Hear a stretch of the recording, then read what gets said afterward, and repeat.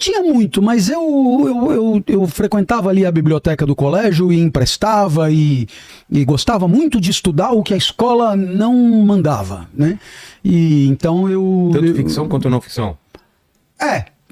Mais até não ficção.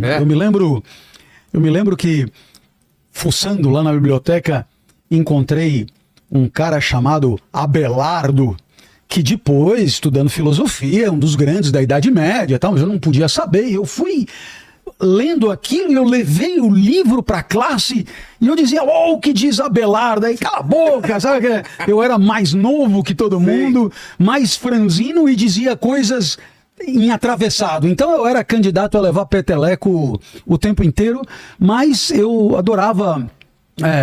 sei lá, demonstrações da existência de Deus, coisas assim. Isso você tá falando com que idade, Abelardo?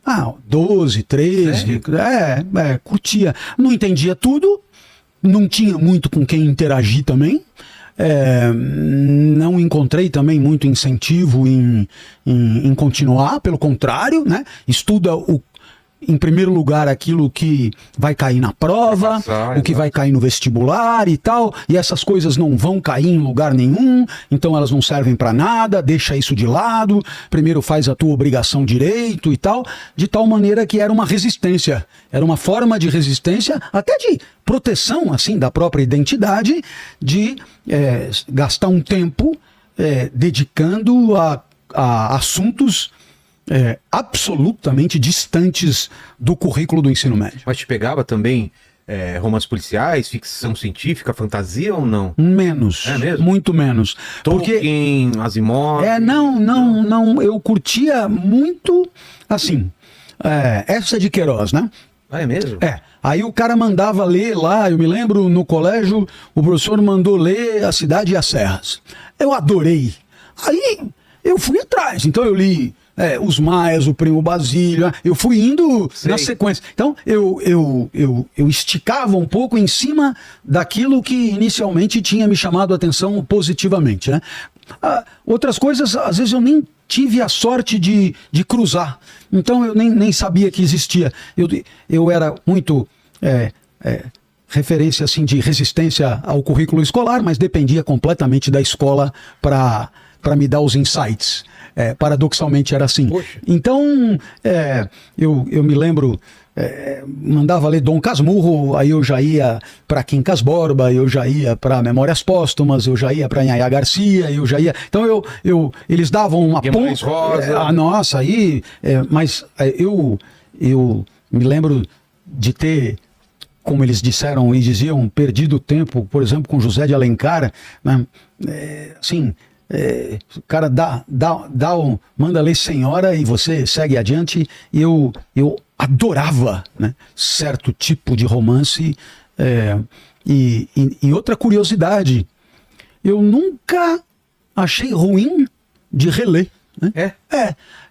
Incrível como me trazia um bem-estar, me trazia uma segurança, uma tranquilidade, ler uma história que eu tinha gostado, também, claro, né, que eu tinha gostado, e cujo encaminhamento eu já conhecia. Então eu pegava outros detalhes e tal. Então teve livros como O Primo Basílio, eu devo ter lido pelo menos 10 vezes. Né? Então, mas você ainda relê alguma coisa do que... Opa, na pandemia eu recuperei todo o programa do ensino médio. Poxa.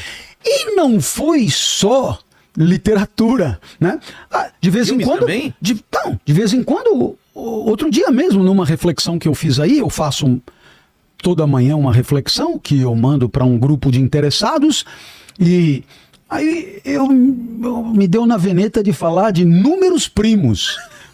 Eu fiz direito, jornalismo, filosofia, eu não fiz nenhum curso superior em exatas, mas eu volto lá e eu digo, peraí, por que eu não aprendi nada disso, né? Então vamos lá, números primos, por que chama números primos, né? E por que eles são importantes? Bom, a primeira coisa que me vem à cabeça é o parentesco, né?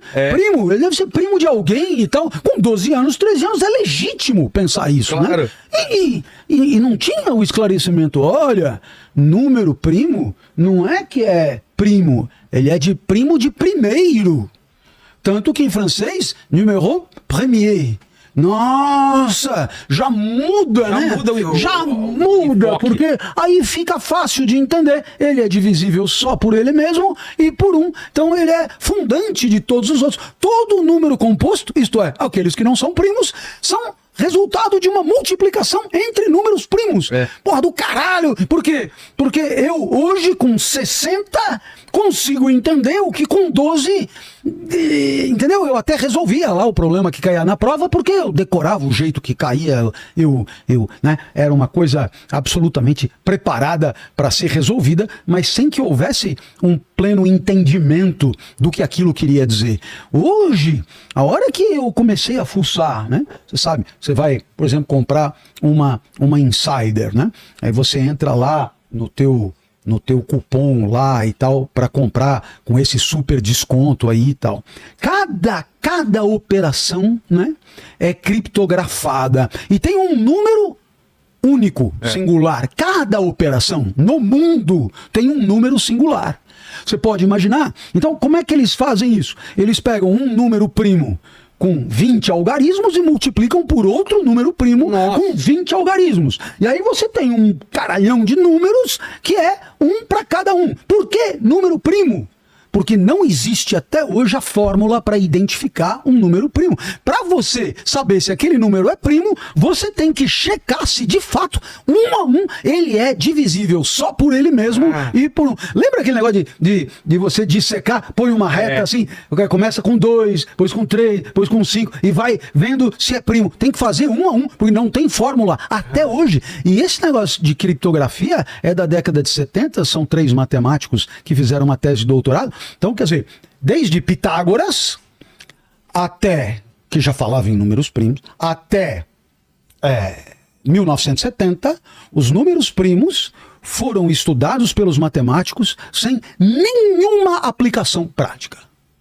Então aí, se lá atrás, né, alguém tivesse dito, estudar essa porcaria pra quê? Seu imbecil, isso não serve pra nada e tal, e o cara tem uma intuição, não serve pra nada hoje, mas servirá em algum momento, de fato, né? Hoje todo o sistema de segurança mundial se baseia em multiplicação de números primos.